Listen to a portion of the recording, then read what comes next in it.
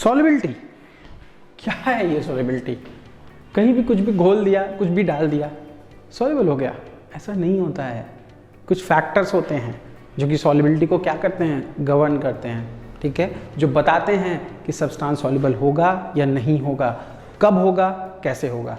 इसी को आज पढ़ते हैं।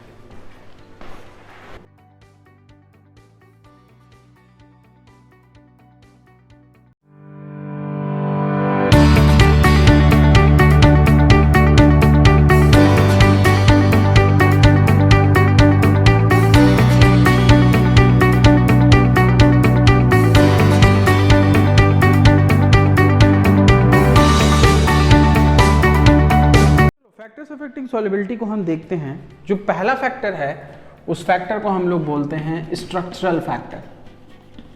अब स्ट्रक्चरल फैक्टर का मतलब क्या है इसको समझते हैं। जैसे देखो, बचपन से तुम पढ़ते चले आ रहे हो कि पानी में पेट्रोल डिजॉल्व नहीं होता, क्या करता है, तैरता है, ठीक है। मतलब अगर तुम पेट्रोल को पानी के ऊपर डाल देते हो तो वो क्या करने लगेगा, तैरने लगेगा। तो अगर ऐसा हो रहा है दैट मीन्स कि कहीं ना कहीं सॉल्युबिलिटी के कुछ पैरामीटर्स हैं जो कि उसको क्या कर रहे हैं, इफेक्ट कर रहे हैं। तो इसमें जो पहला फैक्टर आता है वो ये है बेटा कि पोलर डिसॉल्व्स, पोलर एंड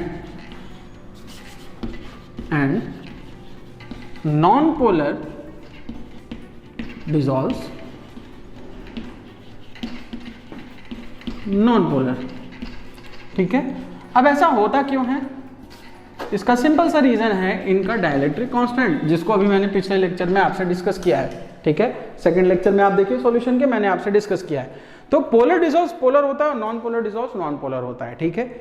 इसके साथ साथ आपको एक चीज और भी याद रखनी है कि अगर आप किसी सॉल्वेंट में, जैसे सपोज करो वाटर में हमें कोई सॉल्यूट डिसॉल्व करना है ए, ठीक है। अब ये ए क्या है, एक सॉलिड है।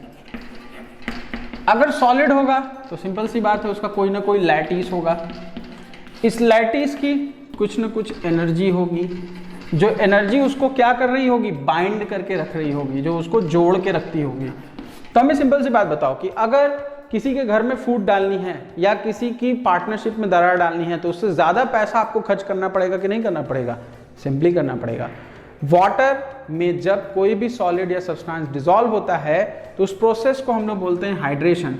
और याद रखिएगा कि इंथैल्पी ऑफ हाइड्रेशन जब ज्यादा होगी इंथैल्पी ऑफ लैटिस से, मतलब जो आपकी लैटिस एनर्जी है वो क्या होगी, कम होगी, और जो हाइड्रेशन के थ्रू एनर्जी प्रोवाइड हो रही है वो ज्यादा होगी, तभी आपका सॉल्यूट सॉल्वेंट में डिसॉल्व होगा, वरना नहीं होगा। इस बात को बहुत ध्यान से समझ लीजिए। तो मैं फिर से बोलता हूं कि अगर आपके पास कोई पोलर सॉल्वेंट है या पोलर सब्सटेंस है तो ही आप पोलर सॉल्वेंट में उसको डिसॉल्व कर सकते हैं, नॉन पोलर में डिसॉल्व नहीं कर सकते। और अगर कोई नॉन पोलर सब्सटेंस है जैसे बेंजीन, तो बेंजीन शायद पानी में उतना अच्छा डिसॉल्व नहीं होगा या शायद ना भी हो, लेकिन पेट्रोल में अच्छा डिसॉल्व होगा। क्यों? क्योंकि दोनों क्या हैं, नॉन पोलर है। और तीसरी चीज जो आपको याद रखनी है वो ये याद रखनी है कि हमेशा हाइड्रेशन इंथैल्पी ज्यादा होनी चाहिए, किससे, लैटिस इंथैल्पी से। तो ये था पहला फैक्टर जिस पे सॉल्युबिलिटी अफेक्ट करती है या डिपेंड करती है। सेकेंड फैक्टर जो हमको देखना है दैट इज टेम्परेचर फैक्टर। अब आपके दिमाग में ये आएगा कि टेम्परेचर कैसे इन चीजों को अफेक्ट करता है। तो उसके लिए हम समझते हैं कि टेम्परेचर में एक्चुअली होता क्या है। देखो, सॉल्यूशन की जो प्रोसेस है, solution formation is an equilibrium process, is an equilibrium process. अब शायद आपको मेरे क्वेश्चन का आंसर मिल गया होगा। जरा ध्यान से दिमाग पे जोर लगाओ, तो जोर लगाने पे आपको ये पता चलेगा कि अगर सॉल्यूशन का बनना एक इक्विलिब्रियम प्रोसेस है तो जो फैक्टर्स इक्विलिब्रियम को अफेक्ट करते थे वो सॉल्यूशन को भी क्या करेंगे, इफेक्ट करेंगे। और जहां तक हमने पढ़ा है टेम्परेचर इक्विलिब्रियम को क्या करता था, इफेक्ट करता था। दो तरीके से करता था, कभी बढ़ाता था कभी घटाता था, ठीक है।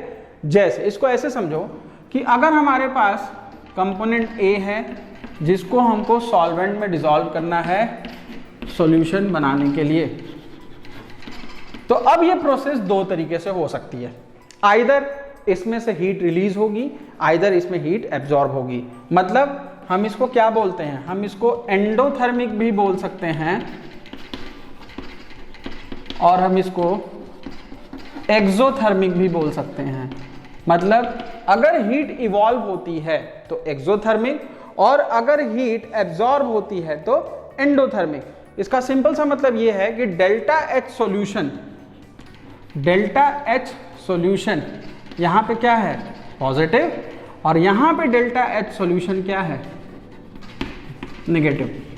तो अब मुझे एक सिंपल सी बात का जवाब दीजिए कि अगर delta G is equal to delta H minus T delta S में हम इसको पुट कर दें, जो इक्वेशन हम ऑलरेडी पढ़ चुके हैं, तो हमें ये पता चलेगा कि अगर हम टेम्परेचर देते हैं एंडोथर्मिक सॉल्यूशन को, जो सॉल्यूशन एंडोथर्मिक प्रोसेस के थ्रू बन रहा है, अगर हम टेम्परेचर वहां बाहर से प्रोवाइड करते हैं, मतलब इस टेम्परेचर को हम बढ़ा रहे हैं, इस टेम्परेचर को बढ़ाने का मतलब निगेटिव टी की वैल्यू हम बढ़ा रहे हैं, जो कि ऑलरेडी यहाँ पे पॉजिटिव है, और निगेटिव टी की वैल्यू को हम बढ़ा रहे हैं, तो नेट रिजल्ट हमको क्या मिलेगा, निगेटिव, क्योंकि ये क्या है, ये स्मॉल पॉजिटिव मान लेते हैं हम, और इस वैल्यू को हम क्या कर रहे हैं, मोर निगेटिव कर रहे हैं। तो सिंपल सी बात है, डेल्टा जी हमको क्या मिलेगा, निगेटिव। दैट मीन्स हमारा जो सॉल्यूशन है वो फिजिबल होगा, वो सॉल्यूशन बनेगा। और अगर उसी जगह हम एक्सोथर्मिक को देखें तो एक्सोथर्मिक में डेल्टा एच निगेटिव है। अगर आप टेम्परेचर को बढ़ाते हैं, दैट मीन्स आप माइनस टी को बढ़ा रहे हैं, तो नेट डेल्टा जी क्या हो जाएगा, पॉजिटिव की तरफ भागेगा।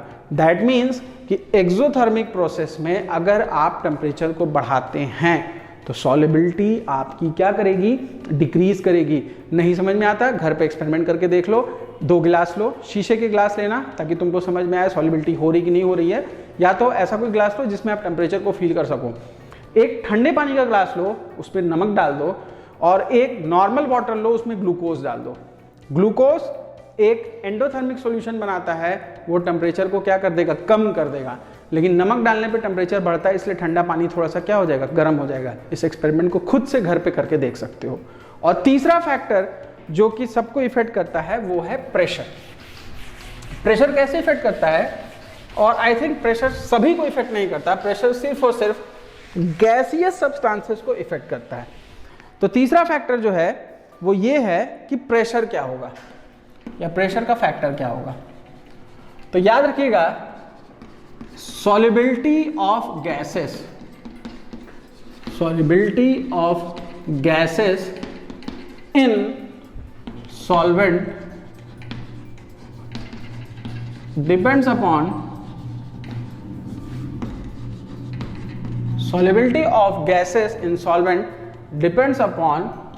the applied pressure, जो प्रेशर आप बाहर से अप्लाई कर रहे हैं। इसीलिए जब आप पहाड़ों पे जाते हैं तो आपको देखिए सांस लेने में क्या होने लगती है, दिक्कत होने लगती है, क्योंकि वहाँ पे भी क्या है, गैसेस हैं, और गैसेस क्या होती हैं, प्रेशर की वजह से ज़्यादा इजीली डिसॉल्व होती हैं। या पहाड़ों में जो झील होती हैं वहाँ पे मछलियों का मिलना ज़्यादा मुश्किल होता है इन कंपैरिजन टू जो सी लेवल के पास है। क्यों, क्योंकि वहाँ पे ऑक्सीजन कंटेंट क्या होता है, थोड़ा कम होता है। और याद रखिएगा कि इसी लॉ को, इसी रूल को, जिसमें हम लोग ये बोल रहे हैं कि P is proportional to mole fraction of gas, मतलब कि जितना मोल फ्रैक्शन डिसॉल्व होगा, जो मोल फ्रैक्शन किसी भी सब्सटेंस का वाटर में डिसॉल्व होगा, किसी भी गैस का वाटर में डिसॉल्व होगा, वो डिपेंड किस पे करेगा, प्रेशर पे डिपेंड करेगा, जो प्रेशर आपने अप्लाई कर रखा है।